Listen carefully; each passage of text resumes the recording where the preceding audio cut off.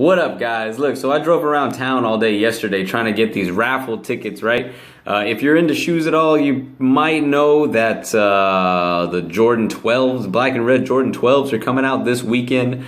If not, then whatever. It's all good. It's all good. But anyways, so I drove around town, all these shoe stores yesterday, getting these raffle tickets because they have to do that now because people are stupid and will kill each other for shoes. It's ridiculous. But anyway, did that. And I figured I'd share a story with you because I've got a story about these shoes. So, what was it, 1997, I believe, is when these shoes first came out. And I had never had a pair of Jordans. I had a pair of Nikes, my first pair of Nikes, the Nike Air Indestruct. If you know what those are, comment, because I'll be impressed. Anyways, that's another story. So, I had my first pair of Nikes, but I just started playing basketball like maybe a couple years before that. But I never had a pair of Jordans. So of course you get on the team and people are talking about shoes and talking about players and stuff, and I'm like, all right, of course. I started watching Jordan play and all that, and I'm like, whoa, okay, I want a pair of Jordans, right? Everybody's talking about them. So I'm like, all right, of course I used to get the East Bay catalogs and whatever. So I'm like, man, I want these shoes, right? So that was right around that time those black and red 12s came out. And so I'm like, I want those shoes. So Saturday comes and I'm like spending my whole day, right? I should be outside playing and running around or something, but I spent the entire day calling every single shoe store I can think of that would possibly have these shoes or did have them.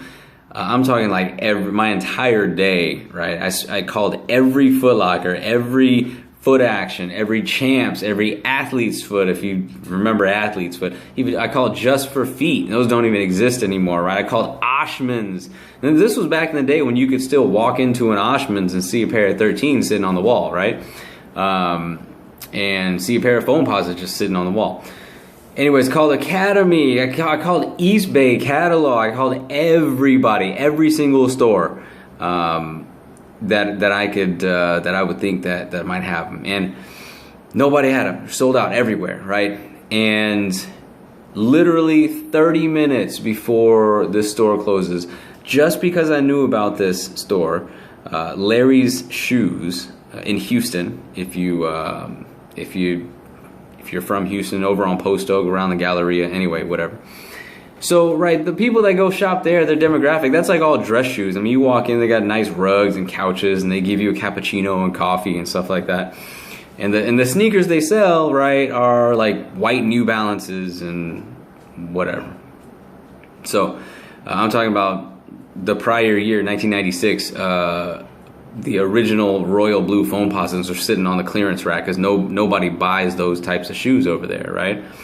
So anyway, 8:30, like they're about to close. I call them in a last-ditch effort just because I know about that store, and they pick up and says, yeah, we got one pair, and it's in my size. And this is like after, I don't know, I can't even count how many stores, right, that I called.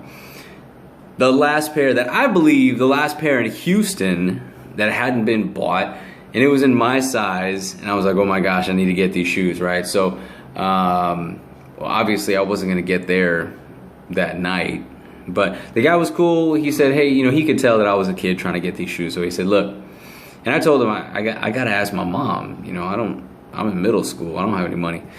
So he says, look, talk to your mom. I'm gonna set these aside. I can hold them for 2 days. I'm gonna set them aside for you, okay? Come in or give me a call or whatever. So my mom gets back. She's from the grocery store, and I'm like, Mommy, Mom, I love you. Mom, can I get a pair of shoes, right? So she's like, well, tell me about these shoes. How much are they, whatever. And this is, I mean, they're not like today's prices, but they were expensive shoes, $150, right? So I tell her, and she's like, let me think about it. I'm like, all right. So anyway, she agrees to get these shoes for me, right? So the next day we go and we pick up my first pair of Jordans. It's a black and red Jordan 12s, and I'm just like, I'm ecstatic, right? I'm so excited. This was a pair of J's, right? So I lace them up real nice, get them ready, and I wear them to school. And everybody's like, dang, look at you got them J's, right? You got looking at those Jordans. I wore them 3 times, and I remember this very, very clearly. I wore them 3 times. And on the left shoe, the second black seam, the stitching starts coming undone. And I'm like, no, right? I'm like,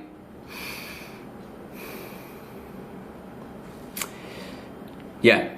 So, anyways, had to take them back. I wanted to keep them, but I mean, it's $150. I told my mom, she's like, you can't keep those. It's $150. We're not going to keep a pair of shoes that's effective. That's not, you know, whatever. So we took them back. So that is the story of the Jordan 12s, the black and red Jordan 12s, the pair of shoes, my first pair of Jordans that I had but didn't get to have. So y'all wish me luck, because I want these shoes this Saturday. Y'all keep your fingers crossed for me. I'm hoping to get some.